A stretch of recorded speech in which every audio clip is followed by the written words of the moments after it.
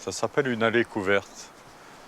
Je trouve qu'on dirait le dos d'un dragon émergé de la terre. Et c'est très ancien. On n'a pas pu dater avec précision, mais je crois que ça doit dater du début des monuments égyptiens, c'est-à-dire 5 ou 6 000 ans avant l'ère chrétienne. Et ça parle vraiment du passé de ce pays, de ce continent. Personne ne sait à quoi ça servait exactement. C'était probablement une sépulture, mais on ne sait pas. On ignore la... Et je trouve que c'est bien qu'on ne sache pas à quoi ça servait. Et ces dalles de pierre qui ont été basculées l'une sur l'autre, qui sont couvertes de mousse. Il y a énormément de ces pierres en Bretagne. Et on a le sentiment qu'on marche sur les ossements de ceux qui nous ont précédés. Et on a une espèce de sentiment d'osmose avec le passé.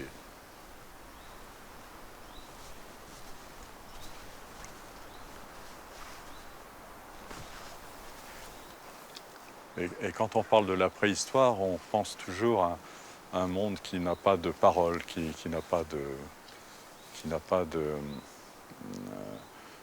de texte.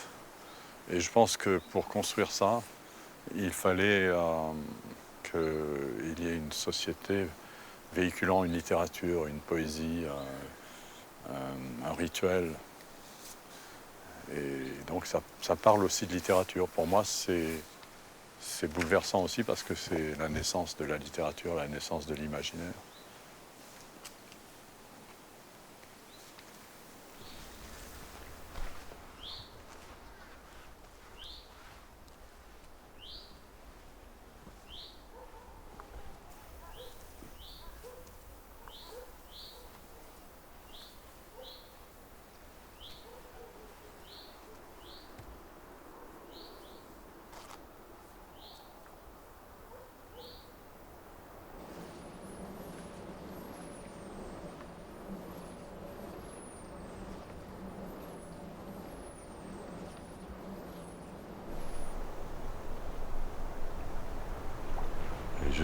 Je suis issu d'une famille bretonne, une famille de tradition bretonne.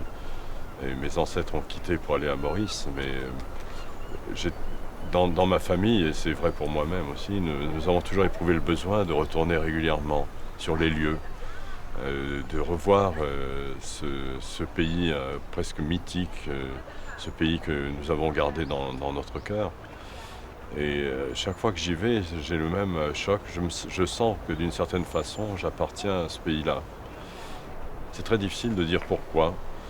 Ce sont peut-être les couleurs, c'est peut-être le bruit de la mer, ou bien c'est peut-être le comportement des gens. Il y a quelque chose qui fait que je m'identifie vraiment très fortement à la Bretagne. Et peut-être une forme de silence aussi. Les gens en Bretagne sont facilement taciturnes. Quand on a quitté ce pays, c'est peut-être là qu'on peut dire pourquoi on est breton.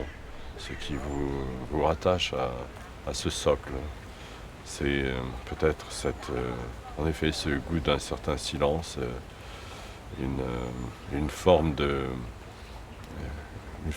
j'allais dire, de minéralisme mental, une forme qui vous attacherait au granit, au sol lourd, à ce sol qui affleure partout, au fait qu'il y ait des pierres partout et que ces pierres portent souvent des traces humaines. Et au fait que, c'est vrai, d'une certaine façon, les Bretons ont été les sauvages de la France pendant très longtemps.